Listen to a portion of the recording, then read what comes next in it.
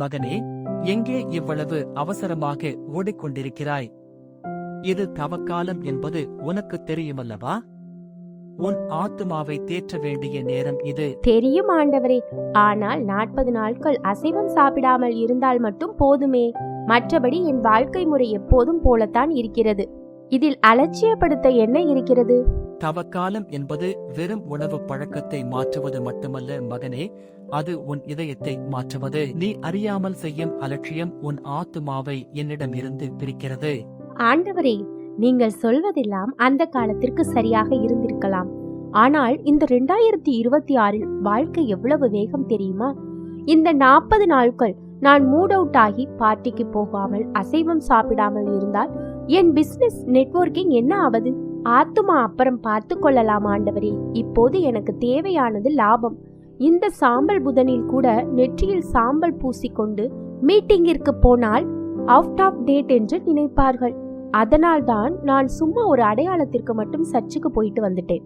அடையாளம் மட்டும் போதாது அந்தோணி, அங்கே மனமாற்றம் அல்லவா வேண்டும்? மனமாற்றமா? நான் என்ன கொலை கொள்ளையா செய்தேன்? ஏதோ கொஞ்சம் பொய் சொல்கிறேன், அவ்வப்போது பிறரை பற்றி பேசுகிறேன். இதெல்லாம் இந்த உலகத்தில் பிழைக்க தேவைதானே? இந்த 40 நாட்கள் நான் சோகமாக முகத்தை வைத்துக் கொண்டு நான் பாவி என்று சொல்லிக் கொண்டிருப்பதால் யாருக்கு என்ன லாபம்? அதற்கு பதில் நான் அந்த நேரத்தில் ஒரு புது ப்ராஜெக்ட் முடித்தால் 4 பேருக்கு வேலை கிடைக்குமே. நீ செய்யும் வேலையில் என் நீதி இருக்கிறதா? நீ சம்பாதிக்கும் பணத்தில் ஏழையின் கண்ணீர் கலந்திருக்கிறதா என்று பார்த்தாயா? ஆண்டவரே, இதெல்லாம் ரொம்ப சென்டிமெண்டாக இருக்கிறது. தவ காலம் என்பது ஏழைகளுக்கு கொடுக்கும் காலம் என்கிறீர்கள். நான் ஏற்கனவே டாக்ஸ் கட்டுகிறேன், அவ்வப்போது பிச்சை போடுகிறேன். அதற்கு மேல் என் உழைப்பை ஏன் வீணாக்க வேண்டும்? இந்த 40 நாள் நான் என் உடம்பை குறைப்பதற்காக டயட் இருக்கலாமே தவிர உங்களுக்காக நோன்பு இருப்பதில் எனக்கு உடன்பாடில்லை. மகனே, உன் உடல் மண்ணுக்கு போகும், ஆனால் உன் செயல் என்னோடு வரும். உன் செல்வம் உன்னை காக்காது. பார்க்கலாம் ஆண்டவரே. உயிர்ப்பு பெருவிழா வரும்போது ஒரு புது ட்ரெஸ் எடுத்துக்கொண்டு சர்ச்சு பக்கம் வந்து ஒரு மெழுகுர்த்தி ஏற்றி வைத்தால் எல்லாம் சரியாகிவிடும் என்று எனக்கு தெரியும். அதுவரை என்னை இந்த தவக்காலம் என்கிற பெயரில் தொந்தரவு செய்யாதீர்கள். எனக்கு நிறைய வேலைகள் காத்திருக்கின்றன. அந்தோணியின் இந்த அலட்சியமான பேச்சு இன்றைய கால மனிதர்கள் ஆன்மீகத்தை விட உலக லாபங்களுக்கு எவ்வளவு முக்கியத்துவம் கொடுக்கிறார்கள் என்பதை எனக்கு காட்டுகிறது. என் அன்பிற்குரியவர்களே, இன்று உங்கள் நெற்றியில் சாம்பல் பூசப்பட்டிருப்பதை காண்கிறேன். மனிதனே, நீ மண்ணாய் இருக்கிறாய், மண்ணுக்கே திரும்புவாய் என்ற வார்த்தைகளை நீங்கள் கேட்டிருப்பீர்கள். இந்த சாம்பல் எதை குறிக்கிறது தெரியுமா? உலகில் நீங்கள் எதை கண்டு பெருமை கொள்கிறீர்களோ, உங்கள் அழகு, உங்கள் செல்வம், உங்கள் அதிகாரம், இவை அனைத்தும் ஒரு நாள் இந்த சாம்பலைப் போல மண்ணோடு மண்ணாகும். சாம்பல் என்பது அழிவின் அடையாளம் மட்டுமல்ல, அது ஒரு பெரிய எச்சரிக்கை. நீங்கள் எதை பற்றி கொண்டு ஓடுகிறீர்கள்? அழியும் பொருட்களையா அல்லது அழியாத என் வார்த்தைகளையா? சாம்பல் பூசுவது என்பது ஒரு சடங்கு அல்ல, அது ஒரு பணிவு. ஆண்டவரே, நான் ஒன்றுமில்லை, உம்முடைய கிருபை இல்லாமல் என்னால் வாழ முடியாது என்று என் பாதத்தில் விழுந்து பணிவதே சாம்பல் புதனின் உண்மையான நோக்கம். வெறும் நெற்றியில் சாம்பல் இருந்தால் போதாது, உங்கள் இதயத்தில் என் அன்பு எரிய வேண்டும். இன்று முதல் தொடங்கும் இந்த 40 நாட்கள் தவக்காலம் நான் பாலைவனத்தில் சோதிக்கப்பட்ட நாட்களை உங்களுக்கு நினைவுபடுத்துகிறது. பாலைவனம் என்பது தனிமையின் இடம், தாகத்தின் இடம், போராட்டத்தின் இடம். இந்த 40 நாட்களில் உங்கள் உள்ளம் என்னும் பாலைவனத்திற்குள் நுழையுங்கள். அங்கே உங்கள் பலவீனங்களை சந்தியுங்கள். உங்கள் கோபம், பொறாமை, பேராசை ஆகிய சாத்தான்கள் உங்களை சோதிக்கும் போது என் வார்த்தை எனும் கேடயத்தை கொண்டு அவற்றை முறியடியுங்கள். இந்த காலம் உங்களை தண்டிப்பதற்கல்ல, உங்களை சுத்தப்படுத்துவதற்காக. தங்கம் நெருப்பில் வெந்து பிரகாசிப்பது போல இந்த தவக்கால ஜெபத்திலும் ஒடுக்கத்திலும் உங்கள் ஆத்துமா தூய்மையடைய வேண்டும். இது துக்கத்தின் காலம் அல்ல, இது பொது வாழ்வுக்கான தயாரிப்பு காலம். தவக்காலத்தில் என்ன செய்ய வேண்டும், என்ன செய்யக்கூடாது என்பதை நான் உங்களுக்கு சொல்கிறேன். உதடுகளால் பிதற்றாதீர்கள். உங்கள் அறைக்குள் சென்று கதவை மூடிக்கொண்டு அந்தரங்கத்தில் இருக்கும் உங்கள் தந்தையிடம் பேசுங்கள். அவர் உங்கள் இதயத் துடிப்பை அறிவார். ஆண்டவரே, உம் விருப்பம் என் வாழ்வில் நிறைவேறட்டும் என்று சொல்லக் கற்றுக்கொள்ளுங்கள். செபம் என்பது இறைவனோடு பேசும் மொழி மட்டுமல்ல, அவரோடு வாழும் கலை. உணவை தவிர்ப்பது மட்டும் நோன்பல்ல, தீய எண்ணங்களை தவிர்ப்பது உண்மையான நோன்பு. உங்கள் வயிற்றை பட்டினி போட்டுவிட்டு உங்கள் நாவால் பிறர் மனதை காயப்படுத்தினால் அந்த நோன்பினால் என்ன பயன்? புரணி பேசுவதையும் பொய் சொல்வதையும் விட்டுவிடுங்கள். உங்கள் கண்களுக்கு நோன்பு கொடுங்கள், அவை தீயவற்றை பார்க்காதிருக்கட்டும். உங்கள் செவிகளுக்கு நோன்பு கொடுங்கள், அவை வஞ்சகத்தை கேட்காதிருக்கட்டும்.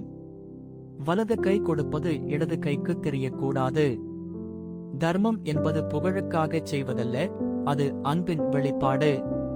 உங்கள் மேசையில் மிஞ்சிய உணவை ஏழைக்கு கொடுப்பது தர்மமல்ல, உங்களுக்கு பிடித்தமான ஒன்றை பிறருக்காக விட்டுக் கொடுப்பதே உண்மையான தியாகம். எளியவரிடம் நீங்கள் செய்யும் ஒவ்வொரு உதவியும் எனக்கே செய்கிறீர்கள் என்பதை மறவாதீர்கள். மக்களே, உங்கள் ஆடைகளை கிழித்துக் கொள்ளாதீர்கள், உங்கள் இதயங்களையே கிழித்துக் கொள்ளுங்கள் என்று இறைவாக்கினர் கூறியதை நினைவில் கொள்ளுங்கள். வெளியில் நீங்கள் நோன்பு இருப்பதை உலகுக்கு காட்டாதீர்கள். தலைக்கு எண்ணெய் தேய்த்து முகத்தை கழுவி மகிழ்ச்சியோடு இருங்கள். தவக்காலம் என்பது ஒருவரை ஒருவர் நியாயந்தீர்க்கும் காலமல்ல. அவன் ஏன் இன்னும் இறைச்சி சாப்பிடுகிறான், அவள் ஏன் இன்னும் பழையது போலவே இருக்கிறாள் என்று பிறரை பார்க்காதீர்கள். உங்களை நீங்களே கண்ணாடியில் பாருங்கள். உங்கள் குறைகளை களைந்து என் பாதத்தில் சமர்ப்பியுங்கள். அன்பினால் மட்டுமே உலகை வெல்ல முடியும். இந்த தவக்காலத்தில் உங்கள் பகைவனை மன்னியுங்கள்.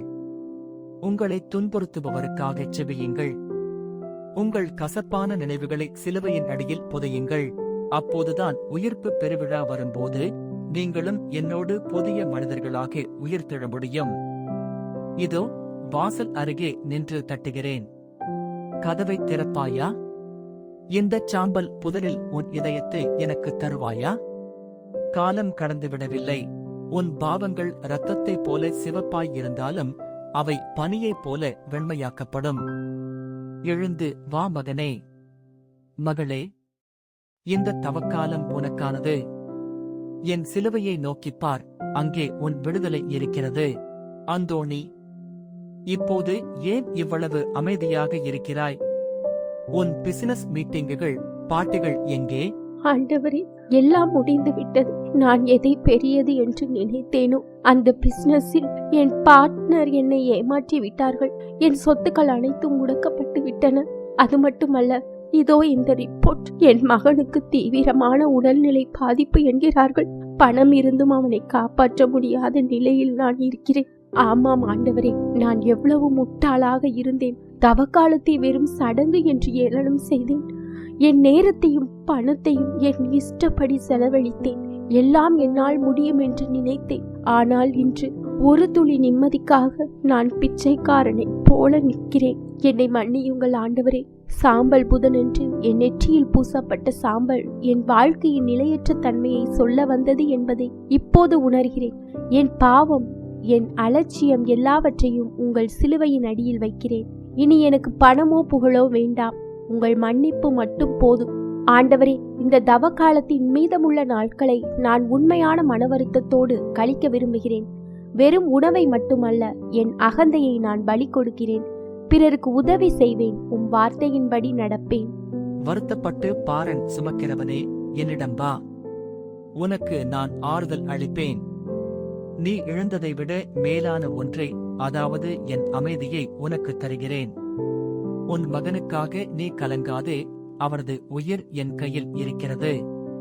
இப்போதுதான் நீ உண்மையான உயிர்ப்பு பெருவிழாவிற்கு தயாராகிவிட்டாய். இறந்து போன உன் பழைய மனிதன் ஒழிந்துவிட்டான். புதிய மனிதனாக நீ என்னோடு எழுவாய். போ, உன் விசுவாசம் உன்னை காப்பாற்றியது.